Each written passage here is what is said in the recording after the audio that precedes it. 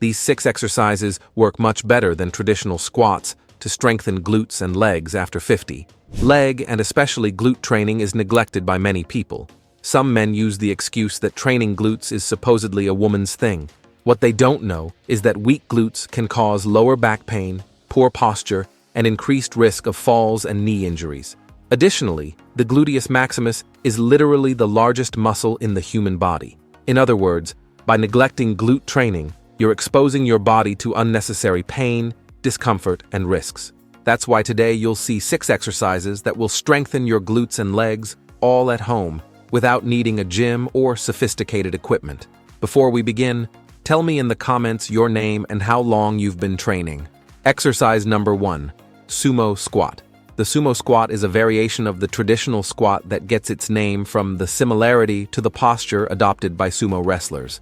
This different posture creates a working angle that intensifies muscle recruitment in the glutes and inner thighs, offering superior benefits to the conventional squat, especially for people over 50. What makes this exercise particularly valuable is its ability to reduce the load on the lower back while increasing activation of the gluteus maximus. A study conducted by the University of Memphis showed that the sumo squat can increase glute activation by up to 25% compared to the traditional squat, while maintaining a lower load on the spine. To execute it correctly, position your feet wider than shoulder width, with toes pointing outward at approximately 45 degrees. Keep your spine neutral, chest up, and abdomen contracted. As you descend, imagine you're sitting between your legs, not backward as in the traditional squat. The knees should follow the same direction as the toes.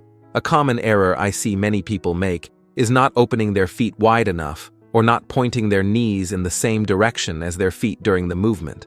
This drastically reduces the effectiveness of the exercise and can overload the knees. Another fundamental point is the depth of the squat. Only go down as far as is comfortable without forcing beyond your limits. With time and practice, your mobility will improve, allowing for greater range of motion. The beauty of this exercise lies in its ability to strengthen the hip stabilizers, which are fundamental for preventing falls in people over 50. The strength in hip stabilizers naturally decreases with age, making this exercise even more relevant.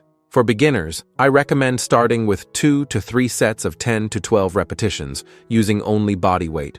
When you feel the exercise has become easy, you can add overload by holding a heavy object against your chest, such as a thick book or a water bottle. You'll know you're doing it right when you feel the muscle work predominantly in the glutes and inner thighs, with minimal discomfort in the knees. The burning sensation in the glutes indicates you're on the right track. Remember that proper breathing enhances results. Inhale as you descend and exhale as you rise, always keeping the core engaged to protect your spine. Exercise number 2, donkey kick. The donkey kick, also known as the quadruped hip extension, is an isolated exercise that directly works the gluteus maximus. This movement originated in dance practices and was adapted for fitness due to its effectiveness in glute activation without overloading the spine or knees. What many people don't know is that this exercise provides one of the highest rates of gluteus maximus activation among all exercises without additional load.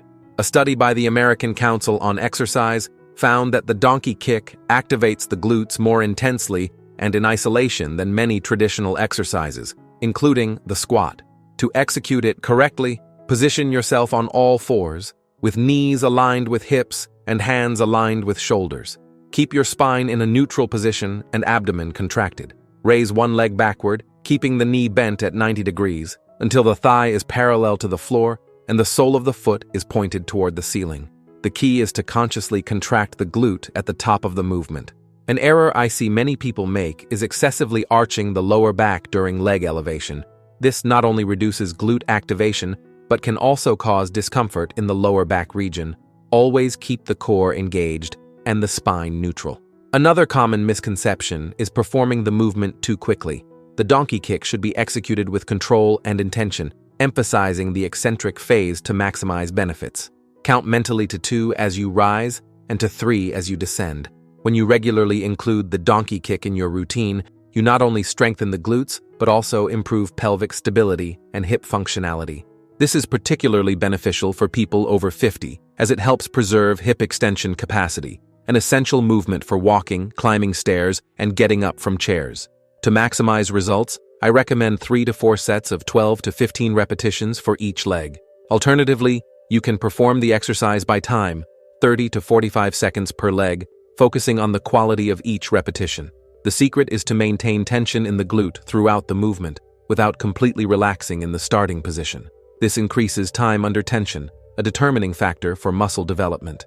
An effective progression for this exercise is to add small pauses at the top of the movement or use a resistance band to increase resistance. Exercise number 3, Bulgarian squat. The Bulgarian squat, also known as the Bulgarian lunge or split squat, originated in the training methods of Bulgarian Olympic athletes and gained worldwide popularity for its effectiveness in developing unilateral strength. This exercise intensely works the glutes, quadriceps, and hamstrings, with special focus on balance and stability.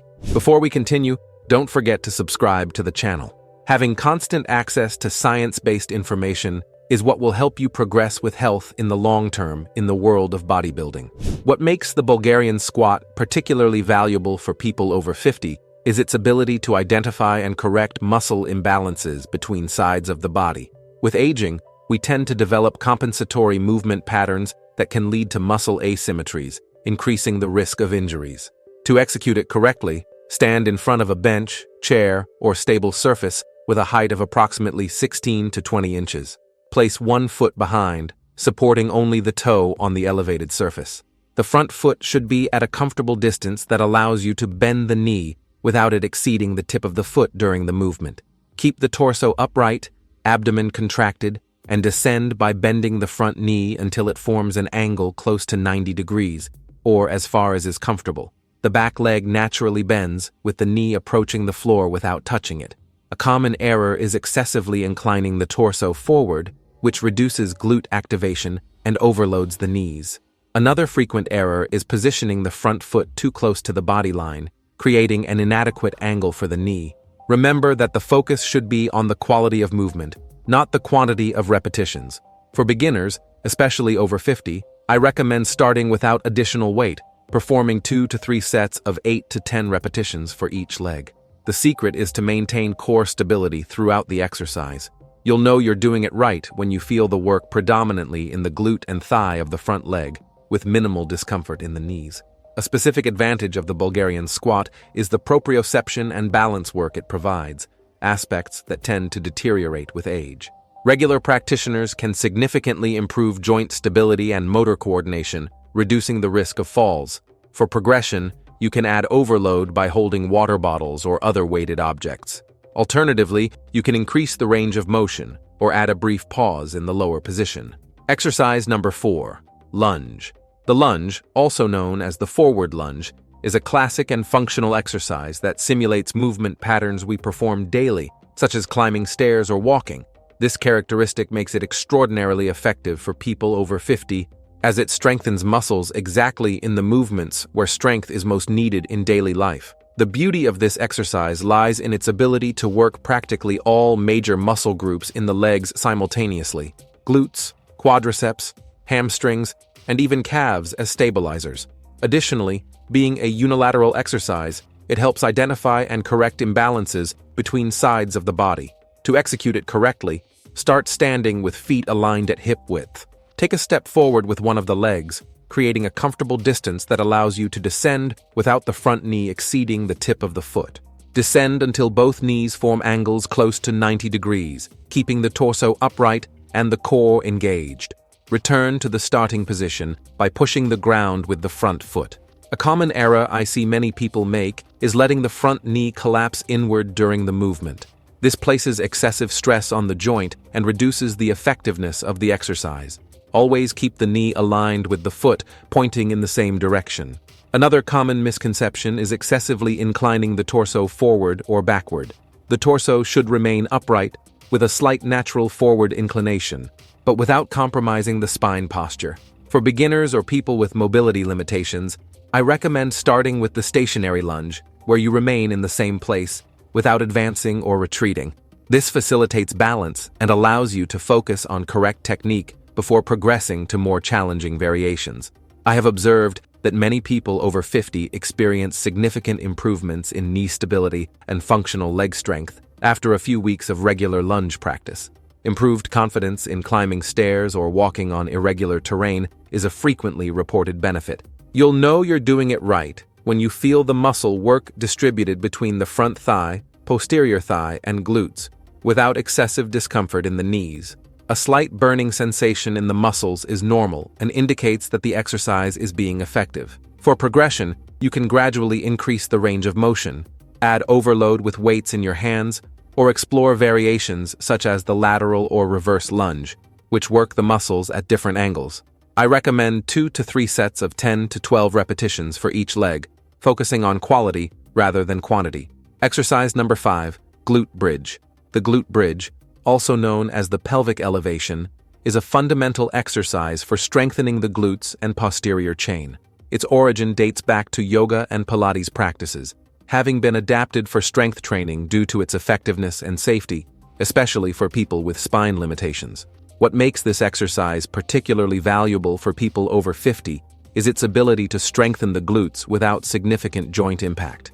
Studies show that the glute bridge can activate the gluteus maximus at levels comparable to the squat, but with much less stress on the knee and spine joints. To execute it correctly, lie on your back on a comfortable surface, with knees bent and feet supported on the floor, approximately at hip width. Arms can be extended alongside the body, with palms down. Contract the glutes and elevate the hip until forming a straight line from knee to shoulders. The body weight should be distributed between the shoulders and feet, never on the neck. A common error is not elevating the hip enough or elevating it excessively, arching the lower back. The ideal position forms a straight line from thigh to torso, without spine hyperextension. Another frequent misconception is excessively relying on lower back muscles and hamstrings, instead of primarily activating the glutes. To avoid this, focus on consciously contracting the glutes before and during the elevation movement. The secret is to maintain tension in the glutes throughout the exercise, including during the controlled descent. The eccentric phase should be as slow as the concentric phase, ideally taking 2 to 3 seconds in each direction. When you regularly include the glute bridge in your routine, you not only strengthen the muscles, but also improve pelvic function and lumbar stability. This is extremely relevant for people over 50, as it directly contributes to preventing lower back pain and improving posture. To maximize results, I recommend 3 to 4 sets of 12 to 15 repetitions, or maintaining the elevated position for 20 to 30 seconds in isometric contraction. Both approaches are effective and can be alternated to vary the stimulus. You'll know you're doing it right when you feel the primary activation in the glutes, with secondary participation from the hamstrings and minimal work from the lower back. If you feel pain or discomfort in the lumbar region, review your technique or reduce the range of motion. For progression, you can elevate one leg during the exercise, increasing the load on the supported side, or position your feet on an unstable surface, such as a cushion, to add a stability component to the work. Exercise number 6, calf raise.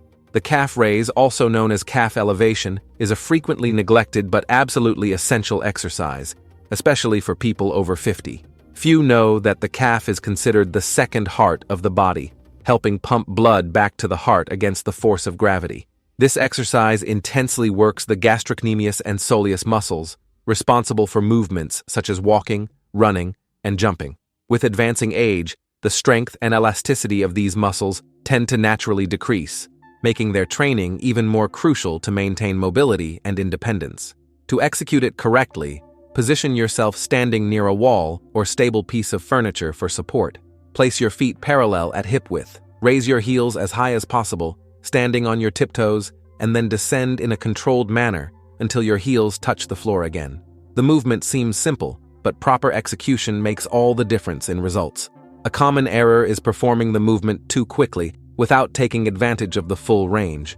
To maximize benefits, raise your heels as high as possible and descend until you feel a slight stretch in your calf. Another frequent misconception is neglecting variation in foot position. To work all muscle portions of the calf, it's important to alternate between 3 positions: parallel feet, toes pointing outward, and toes pointing inward. Remember that the calf is predominantly composed of slow-twitch muscle fibers, which means it responds better to longer sets. I recommend 3 to 4 sets of 15 to 20 repetitions with an interval of 45 to 60 seconds between sets.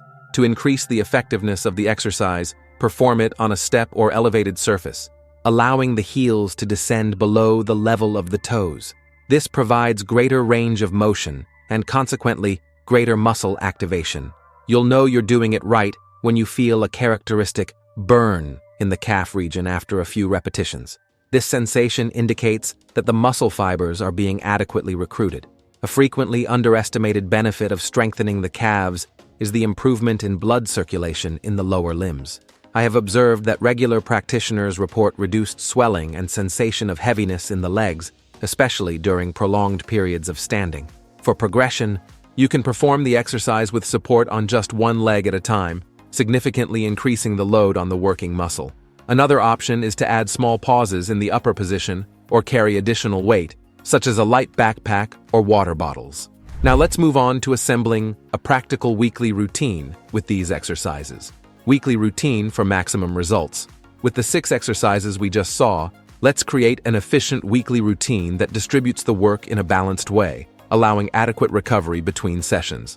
I suggest the following division for 3 days per week. Day 1, Sumo squat, 3 sets, and glute bridge, 3 sets. Day 2, lunge, 3 sets, and calf raise, 4 sets. Day 3, Bulgarian squat, 3 sets, and donkey kick, 3 sets per leg. This distribution allows you to work all leg and glute muscles twice a week, offering sufficient stimulus for development without overloading the system. I recommend starting with sets of 10 to 12 repetitions and adjusting according to your fitness level. Thank you for watching this far, and may God bless you, my friend.